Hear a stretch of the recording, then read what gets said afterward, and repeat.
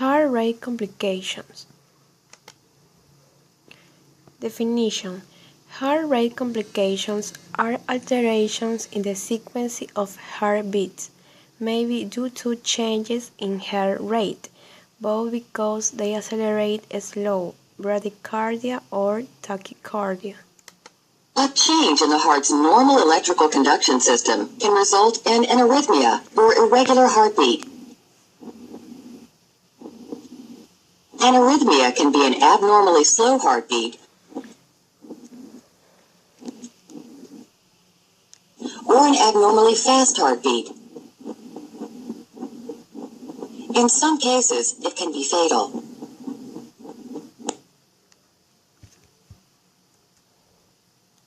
Applications in medicine. Some heart rhythm disorders are treated with radiofrequency ablation, defibrillator, pacemaker, and antiarrhythmic agents.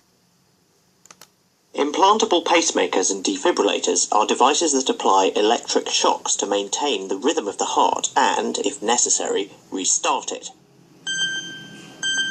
As the technology improves and the list of treatable conditions grows, the number of devices being implanted is increasing steadily and now exceeds 500,000 a year.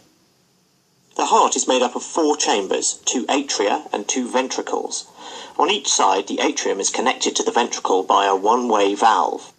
Blood is pumped as these chambers contract and relax in turn. The beating of a healthy heart is regulated by electrical impulses. The sequence begins as the atria fill with deoxygenated blood from the body on the right and oxygenated blood from the lungs on the left.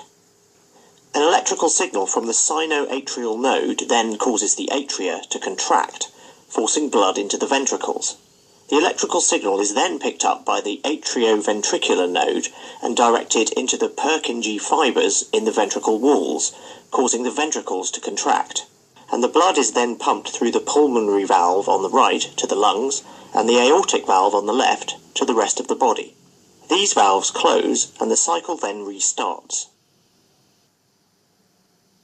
When the sinoatrial node fails to function correctly, an artificial pacemaker can be fitted to help regulate the heartbeat with small, evenly timed electric shocks. This involves implanting electrodes into one or more of the heart's chambers by inserting leads into a vein near the collarbone and implanting a device called the generator just under the skin. For more severe heart conditions, an implantable defibrillator, or ICD, can be used, which is also capable of sensing a stopped heart and delivering an electric shock powerful enough to restart it. For some conditions, an even more sophisticated device, called a CRT ICD, can be implanted. This uses a third lead inserted into the left ventricle to resynchronize the ventricles when necessary. However, all these leads can cause problems of their own. Patients with ICDs have a 20% chance of a lead failure within 10 years, and replacing leads can require open heart surgery in about 2% of cases. This has resulted in several efforts to develop new pacemakers that do not depend on leads inside the heart. One design, the subcutaneous ICD, places the lead just outside the heart under the patient's skin. And wireless designs are now being developed that may eventually do away with the need for leads altogether.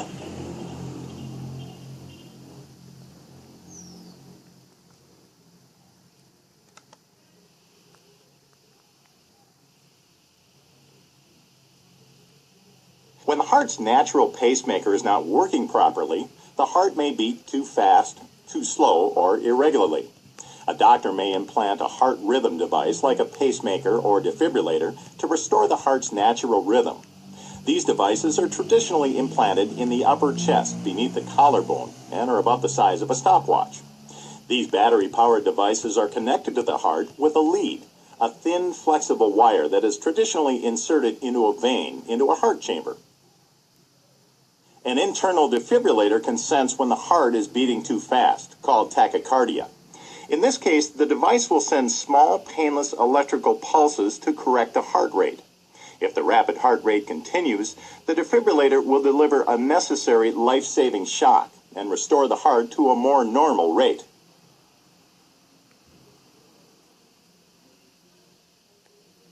Disadvantages. Imbalance in heart rate can be extremely dangerous, as it can be the source of a drop in blood pressure, a factor that triggers serious breathing difficulties.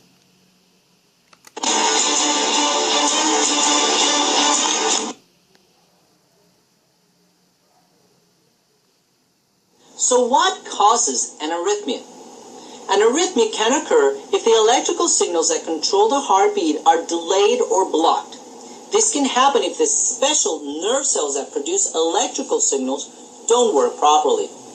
It also can happen if the electrical signals don't travel normally through the heart through their normal pathways or wires that conduct the electricity, if you will. An arrhythmia can also occur if another part of the heart starts to produce electrical signals when it's not supposed to. This adds to the signals from special nerve cells and disrupts the normal heartbeat. Smoking, heavy alcohol use of some drugs such as cocaine and amphetamines, use of prescription or over-the-counter medicines, or too much caffeine or nicotine can lead to arrhythmias in some people. Strong emotional stress or anger can make the heart work harder, raise the blood pressure, and release stress hormones. Sometimes these reactions can lead to arrhythmias. A heart attack or other condition that damage the heart's electrical system or wiring can also cause arrhythmias. Examples of such conditions include high blood pressure, coronary heart disease, heart failure, an over or underactive thyroid gland, too much or too little thyroid hormones being produced, and rheumatic heart disease. Congenital heart defects can cause some arrhythmias, such as Wolff-Parkinson-White syndrome. The term congenital means the defect is present at birth. Sometimes the cause of arrhythmias is not known. For more specific information on the different kinds of arrhythmias mentioned in this video, please go to edxitvideo.com and search for the specific kinds. Thank you. Diseases: sinus bradycardia, ventricular fibrillatum, atrial fibrillatum, ventricular tachycardia, and AV block.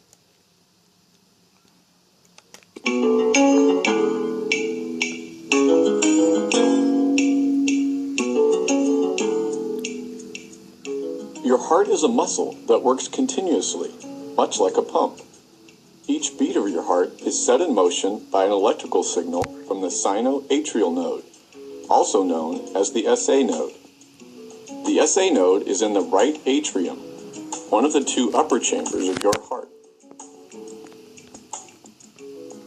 The electrical signal spreads across the cells of your heart's right and left atria. This signal causes the atria to contract and pump blood through the open valves from the atria into both ventricles. The signal arrives at the atrioventricular node, also known as the AV node, near the ventricles. Here it slows for an instant to allow your heart's right and left ventricles to fill with blood. The signal then moves along the bundle of His, located in your heart's ventricles. From the bundle of His, the signal fibers divide into left and right bundle branches, which run through your heart's septum. The signal leaves the left and right bundle branches through the Purkinje fibers that connect directly to the cells of the walls of your heart's ventricles. The signal spreads quickly across your heart's ventricles. As the signal spreads across the cells of the ventricle walls, both ventricles contract, pushing blood through the pulmonary valve to your lungs and through the aortic valve to the rest of your body. As the signal passes, the walls of your heart's ventricles relax and wait for the next signal. Ventricular fibrillation, also known as VFib, happens when electrical signals in the ventricles become very rapid and chaotic.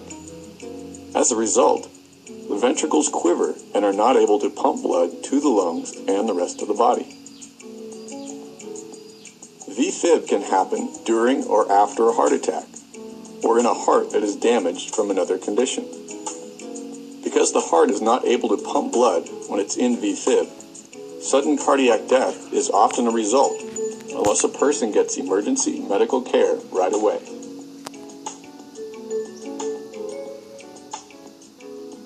In patients with ventricular fibrillation, treatment involves medical therapy and often an implantable defibrillator.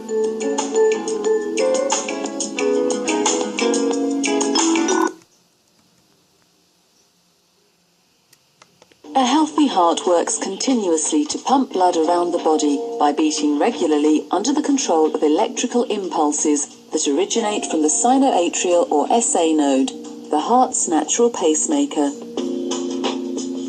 These impulses radiate from the top to the bottom of the heart in a coordinated way. Each heartbeat consists of 2 stages where blood enters the atria, which subsequently contract, and forces blood into the ventricles. These in turn also contract, forcing blood out of the heart into the pulmonary and systemic circulations. In atrial fibrillation, electrical impulses do not originate in the sinoatrial or SA node, but from a different part of the atrium, or in the nearby pulmonary veins. These abnormal electrical signals become rapid and disorganized, radiating through the atrial walls in an uncoordinated manner. This can cause the walls of the atria to fibrillate, or quiver rapidly, rather than contracting normally. Electrical signals are transmitted irregularly from the atria to the ventricles, which both fail to contract in a synchronized way. During atrial fibrillation, because the atria do not contract regularly, blood does not empty efficiently into the ventricles and begins to pool in the